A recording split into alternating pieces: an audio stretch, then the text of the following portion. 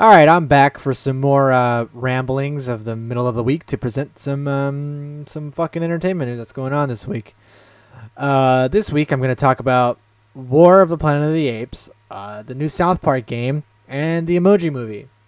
And this time I am going to release it on Wednesday because the show is called Midweek Ramblings and not Monday Ramblings. I'm a fucking idiot. So to get started with War of the Planet of the Apes, it's the final movie in the trilogy of the Planet of the Apes prequels.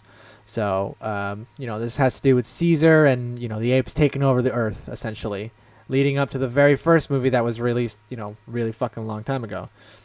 And the new trailer dropped for it a few days ago. The final trailer of the movie, and I gotta say that while I am excited, I am cautiously optimistic a little bit. Not because I think the movie's going to be bad, but because I'm a really superstitious person. And I do believe in the curse of like the terrible threes. So like, to give an example, Spider-Man 3, even though I think that movie's entertaining as fuck. The Dark Knight Rises was not very that good. You got Terminator 3, which was kind of okay. And Alien 3, which was pretty bad. And there's just so many examples to choose from, and I do have faith that this movie should stray away from that. I am cautiously optimistic for it. I'm very excited to see how this trilogy is finally going to end. I love Caesar. I love Andy Serkis. I love the whole story that they're having.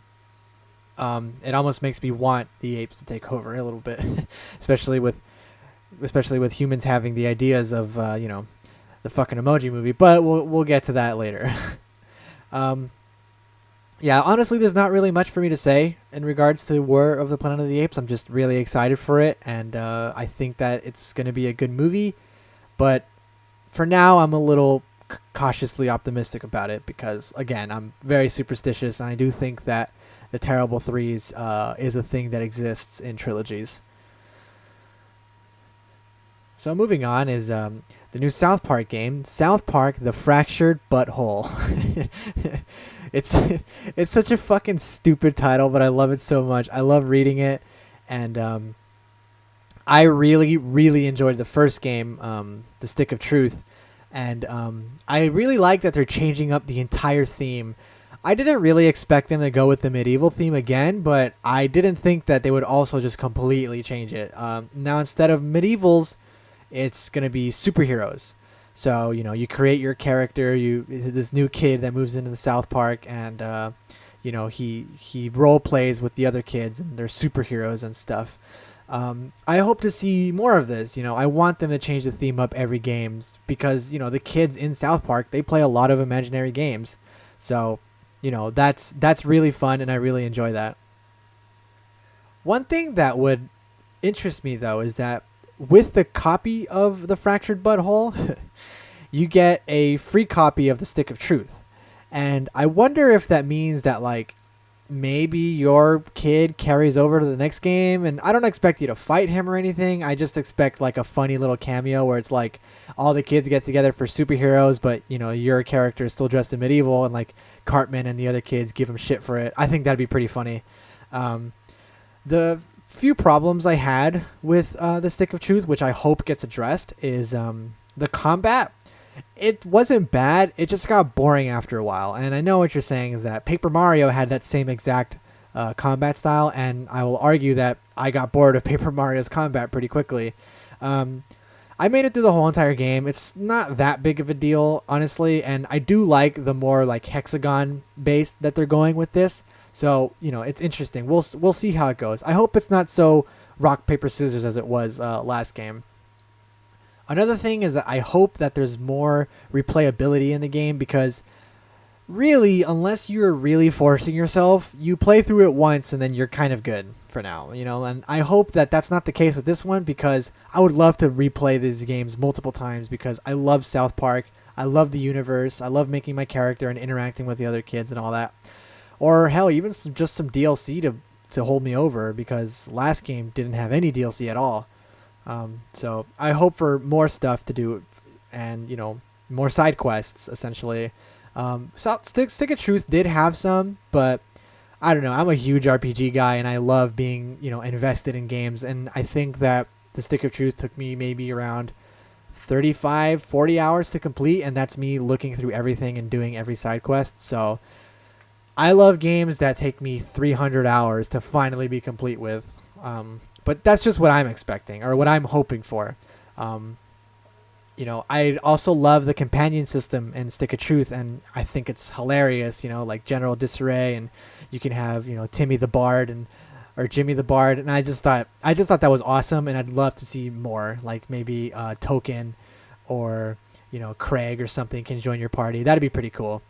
Um, I mean, all in all, I'm very excited for the Fractured Butthole, and I definitely want to do a pixel per pixel on the first one, and then this game. And I another thing is that I would really love to see another like silly class, like because in the first game you had like the warrior, the thief, the mage, and then the Jew, and I just think that's really funny. That is just the Jew, and the Jew was fucking overpowered, dude, crazy overpowered. Um, I hope that they make another silly class, but I hope they don't go overboard with it. I hope there's not like Jew, the nerd, the ginger, like I just hope that there's like one off like silly stupid class that you can pick. But overall, I'm very excited for this game, and I love Obsidian, and I love Trey Stone and Matt Parker, and I think that it's just going to be another great game. But I hope that they've learned from any faults that the first one had, and they've learned and changed it a little bit. But all in all, I'm very excited for it. So finally, we got the Emoji Movie. I honestly didn't think that this movie was real. I'll be honest. I saw the teaser trailer, I saw the posters and the promotional material. And even then, it was almost like I was in denial about it. I just didn't think it was real. But, the first official trailer dropped for it, and, well, I guess it's a thing now. My general consensus of this movie is that I think it's a terrible idea, but I can honestly see why they came up with it in the first place, as emojis, for whatever fucking reason, are really popular in youth and kids. You got people wearing t-shirts of them, buying plushies, and not to mention using the emojis on their iPhones and phones and stuff. So I can kind of see where the need for a movie would come out, but not really, because just because people use them and buy the merchandise and stuff doesn't mean there's established character for said emojis. Like, fuck, even the Care Bears had characters. The Cabbage Patch Kids in their movies had characters because there was some kind of established story in the background. Emojis don't have any of that. They're just pixels and icons on a phone. That's it, And it just makes no fucking sense. Like, people say that, oh, they made a Lego movie and they're making a Minecraft movie, and those don't really have any story. Well, I think that Lego has all the franchises going for it, so they experimented with the first one, right? They're making a pretty general story. Owen, he's trying to figure out what he wants to do. He doesn't want to be just this boring Lego construction worker his whole life. And then, he goes on this massive adventure. And then due to the success of that movie, they were comfortable enough to go to, okay, let's make Batman now, Lego Batman. Okay, now we're going to make Lego Ninjago. And then I'm hoping for a Bionicle movie. So they felt more comfortable with it. Minecraft has Easter eggs and a very storied past. This game's been around for years. There's been several like internet memes. There's this culture and movement behind it. People have come up with stories for Minecraft. It's not like anyone's ever come up with a fucking fan fiction for emojis. It just doesn't work the same way. And again, I don't think that Emojis has the same thing that Lego has going for it, if you want to compare the two. Because while Emoji Movie can make like a general storyline, where do you go from there? There's no other things. I mean, I guess you can make a whole movie on the fucking poop emoji, but you'd run out of ideas really quickly. You can't make a Batman emoji movie. You know what I mean? It just doesn't make any sense. To be fair to this movie, though, I think the trailer showcased that there's a positive message somewhere in this movie. The main character, he's the emoji, and the society he lives in, that's your stance on life, I guess. Because he's always he has to look at everything as but he doesn't want to do that anymore. And so, he seeks out, and I guess it's supposed to teach kids that, I don't fucking know, you can have more than one emotions and you need all of your emojis to work together. But then again, that sounds a lot like Inside Out. Inside Out. Yeah. It sounds a lot like Inside Out to me. A movie that showcased that you need, your emotions to work together, and, everybody, you can't have sadness without happiness, and you can't have happiness without sadness. All that. So I think that while the Emoji Movie has a good message behind it, I guess, I don't believe enough in the writers to fully explore this idea. And even if they do, Inside Out is a much better movie with a much better message. So I just think that the Emoji Movie is a terrible waste of fucking time. But I guess I wanted to justify my hatred for it. So, there's that. Anyways, that's another episode of Midweek Ramblings. Yeah, I'll see you next time.